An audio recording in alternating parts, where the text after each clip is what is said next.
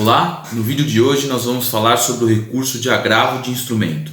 Então fica comigo no vídeo até o final, dá um like, compartilha esse vídeo com seus amigos e comenta aqui alguma dúvida que ficou ou alguma matéria que você queira que nós tratemos aqui no nosso canal.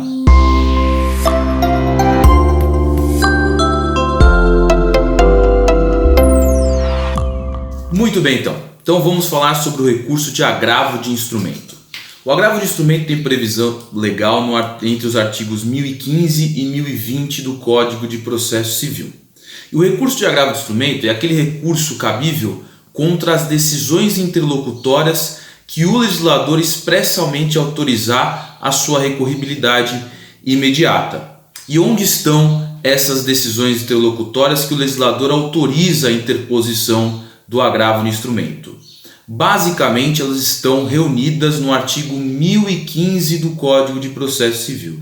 Então, se você for verificar lá no artigo 1015, você vai ver que o legislador, por exemplo, previu que as decisões interlocutórias que versem sobre o mérito será cabível o agravo de instrumento. Decisões interlocutórias que versem sobre tutela provisória, que será cabível também este recurso. Decisões que versem sobre admissibilidade ou inadmissibilidade de intervenção de terceiros, também será oponível o recurso de agravo de instrumento. Então, todas as decisões interlocutórias que o legislador expressamente autorizar a interposição do recurso de agravo de instrumento, será cabível a sua recorribilidade imediata. Muito bem, mas e as decisões interlocutórias que não for recorríveis por meio de agravo de instrumento imediatamente? Aquelas decisões interlocutórias que não estão previstas na lei e o que o legislador autoriza a interposição do agravo de instrumento, elas têm um regime de recurso próprio. E qual é? Se você for lá no artigo 1009, parágrafo 1º do Código de Processo Civil, você vai verificar que o Código de Processo Civil falou o seguinte: as decisões interlocutórias que o legislador não autorizar a interposição do recurso de agravo de instrumento, a parte deverá, tão logo a decisão seja proferida, a parte deverá aguardar e, ao final do processo, por ocasião da prolação da sentença, a parte deverá impugnar aquela decisão interlocutória que não era cabível o recurso de agravo de instrumento, por meio de preliminar de apelação ou preliminar de contrarrazões de apelação. Então, a parte que não puder recorrer daquela decisão interlocutória que o legislador não autoriza o recurso de agravo de instrumento, deverá aguardar e, ao final, ela recorrer por meio de apelação ou contrarrazões de apelação. Tudo bem? Então, esse é o cabimento do recurso de agravo de instrumento. Decisões interlocutórias que o legislador expressamente autorizar. E onde estão essas decisões interlocutórias? A maioria delas está lá no artigo 1015 do Código de Processo Civil. Muito bem. Então, o recurso de agravo de instrumento será então interposto contra estas decisões. É importante falar também nesse ponto um entendimento jurisprudencial recente do Superior Tribunal de Justiça, que ao analisar essas hipóteses do artigo 1015, ele autorizou uma interpretação que foi chamada de taxatividade mitigada das hipóteses do agravo de instrumento. O que o STJ está falando atualmente?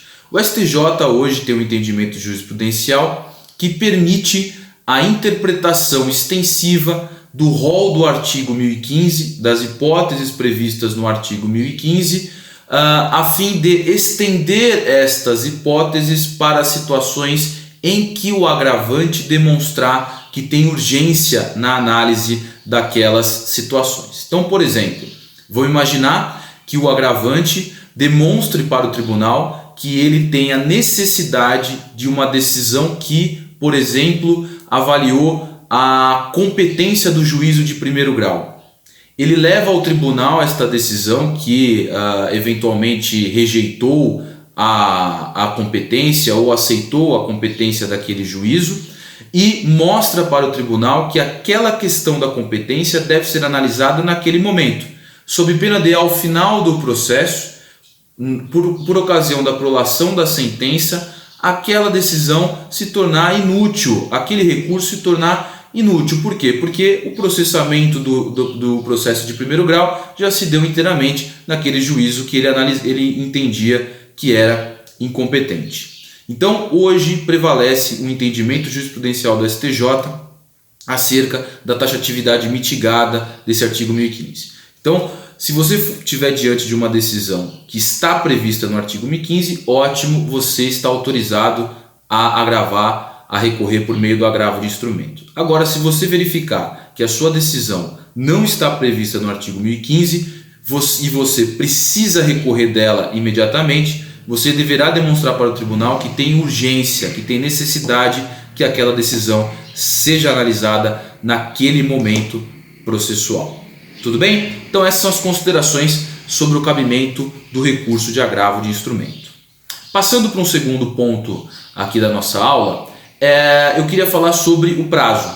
Então o prazo do agravo de instrumento é de 15 dias úteis. Então todo mundo sabe que o CPC unificou os prazos recursais. Então ele basicamente unificou os prazos recursais em 15 dias, com exceção, é claro, aos embargos de declaração, que deverá ser oposto no prazo de 5 dias. Mas todos os demais recursos serão interpostos no prazo de 15 dias. E isso não é diferente com o agravo de instrumento. Então, o agravo de instrumento, a parte terá 15 dias úteis para interpor este recurso. Muito bem. Ainda na forma da interposição deste recurso, eu queria falar com vocês sobre algumas formalidades para a interposição desse recurso. Nós sabemos que o Código de Processo Civil, lá no artigo 1016, ele trata expressamente de alguns requisitos que o agravante, ao elaborar a sua peça, ele precise levar em consideração quando for elaborar o seu recurso. E o que o artigo 1016 fala para a gente? O artigo 1016 fala para a gente que a petição de agravo de instrumento deverá conter, olha só o que você tem que colocar na sua petição de agravo de instrumento. Primeiro, nome das partes. Então você vai precisar identificar as partes na hora que você for elaborar o seu recurso de agravo de instrumento. Quem é o agravante, quem são as partes agravadas, precisa identificar essas partes, certo? Um segundo ponto que o artigo 1016 fala para a gente é quanto à exposição de fato e de direito. O que ele quer dizer com isso? Ele quer dizer que, ao você elaborar o seu recurso de agravo de instrumento, você deve demonstrar para o tribunal quais são os fatos e direitos que permeiam aquela decisão de primeiro grau. Traga para o relator do seu recurso, o julgador que irá analisar o seu recurso, quais são os fatos que estão acontecendo lá em primeiro grau, quais são os fatos que foram analisados pelo juízo de primeiro grau para ele deferir ou indeferir a sua decisão recorrida, quais são as matérias de direito que estão envolvidas nesta decisão para o juiz de primeiro grau avaliar o deferimento ou não, ou seja, traga o contexto fático e jurídico para o relator para que ele possa ter conhecimento do que está acontecendo lá em primeiro grau no seu processo. Tudo bem?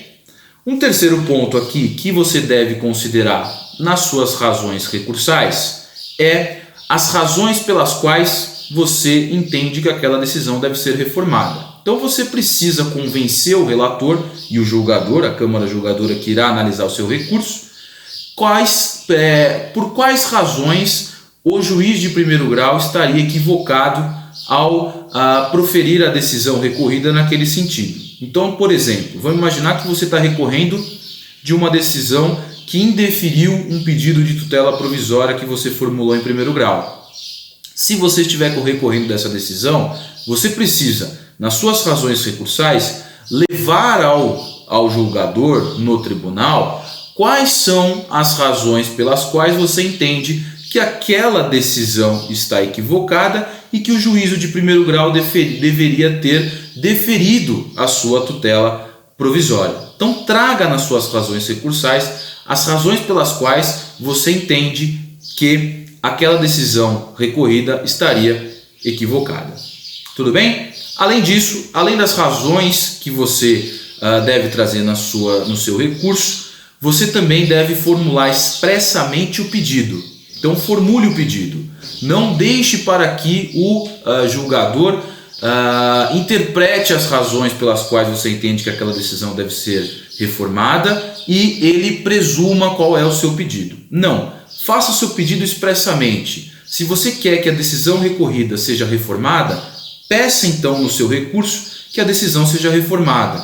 Se você quer que a decisão seja anulada, peça expressamente no seu recurso que a decisão também seja anulada. Tudo bem? Faça o seu pedido expresso nas suas razões recursais.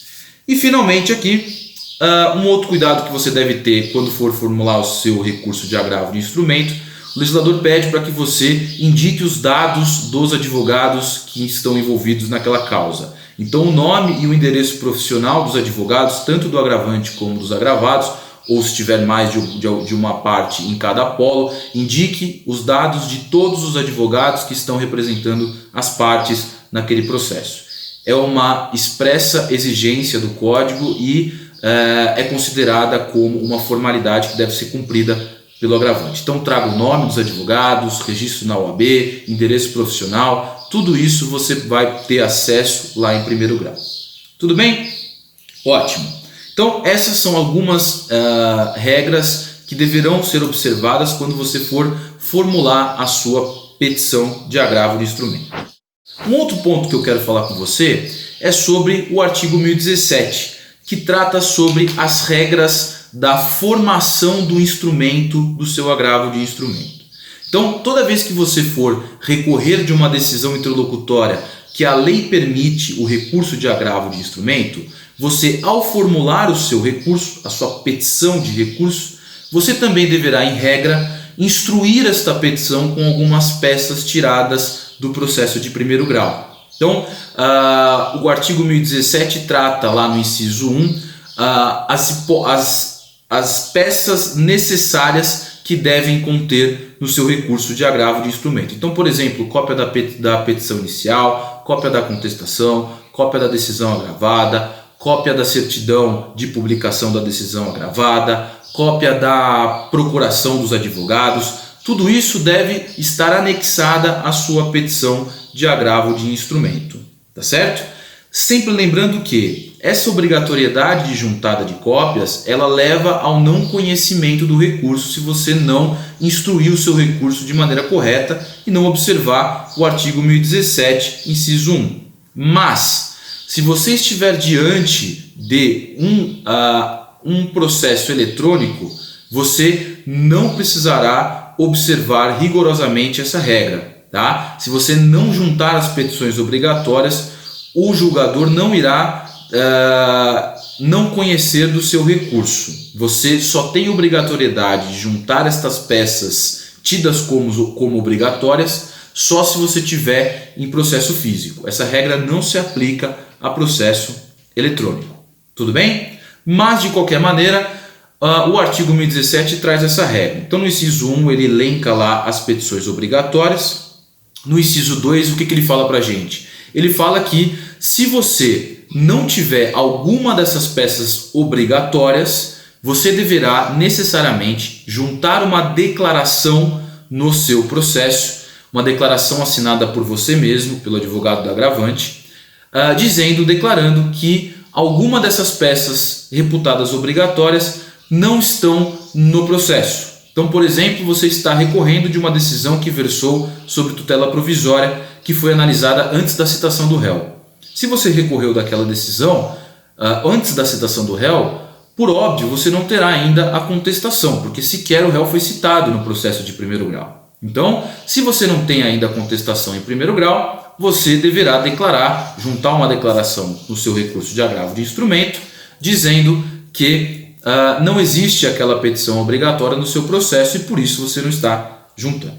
Tudo bem? Então, ao lado das petições tidas como obrigatórias, nós temos também as petições, as peças facultativas. As peças facultativas, o legislador deixa a cargo do recorrente para trazer ao processo toda e qualquer peça tirada do processo de primeiro grau que ele entende necessário necessária para a correta compreensão da controvérsia. Então, qualquer outro tipo de peça que você entender que é importante para o julgador tomar conhecimento para que ele possa avaliar aquela controvérsia, você pode juntar na sua petição de agravo. Tudo bem? Então, passando aqui para o artigo 1018 do Código, o artigo 1018 traz aquela exigência que o agravante deverá informar o juízo de primeiro grau quando interpor o recurso de agravo de instrumento. Então, sempre lembrando, a petição do agravo de instrumento é dirigida diretamente ao tribunal, certo? Você, quando for protocolar a sua petição de agravo de instrumento, você irá fazer diretamente ao tribunal. Então, o juízo de primeiro grau, em regra, não sabe que você recorreu da decisão dele porque você recorreu direto para o tribunal. O artigo 1018 fala que o agravante, ao recorrer da decisão, interpor o seu recurso de agravo de instrumento, ele deverá formular uma petição simples para o juízo de primeiro grau, informando que daquela decisão específica o agravante recorreu, certo? Qual o prazo para você avisar o juízo de primeiro grau? O prazo será de 3 dias contados a partir da interposição do agravo, certo? Nessa petição simples você deverá trazer a cópia das razões recursais do seu agravo de instrumento, o comprovante de protocolo do seu agravo de instrumento e a relação dos documentos que você juntou lá no instrumento do seu recurso, certo? Se você eventualmente não cumprir esta obrigação e estiver diante de um processo físico, lembrando que nos processos eletrônicos essa obrigação não se aplica. Se você estiver diante de um processo físico, não cumprir essa obrigação de avisar o juízo de primeiro grau e a outra parte comprovar que você não cumpriu e avisar o juízo de primeiro grau que você não cumpriu, avisando também o tribunal, você terá como consequência o não conhecimento do seu recurso. Então isso é um requisito para que o seu recurso seja processado lá no tribunal. Então fique atento se você estiver diante de um processo físico. Tudo bem? Essa exigência de comunicação do juízo de primeiro grau, ela serve para basicamente 2 finalidades. Primeiro, você dar conhecimento às partes e ao juízo que você recorreu daquela determinada decisão interlocutória.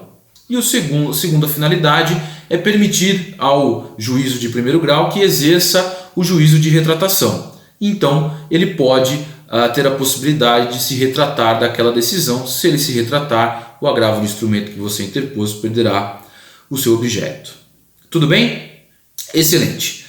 Passando aqui para o final então da nossa aula, o artigo 1019 ele trata para a gente de algumas situações que o relator poderá tomar ao receber o seu recurso de agravo de instrumento. Então, considerando que você interpôs o seu recurso de agravo de instrumento, dirigiu ele direto ao tribunal, o relator, que será o desembargador responsável por aquele seu recurso de agravo de instrumento, ele poderá tomar, além das hipóteses previstas no artigo 932, o artigo 1019 fala que ele poderá, primeiro, ao receber o seu recurso, ele analisará eventual pedido de tutela provisória recursal. Ou seja, se você requereu a concessão de efeito suspensivo ao recurso ou requereu o deferimento de tutela provisória na sua modalidade de efeito ativo, o relator deverá analisar este pedido de tutela de urgência no seu recurso.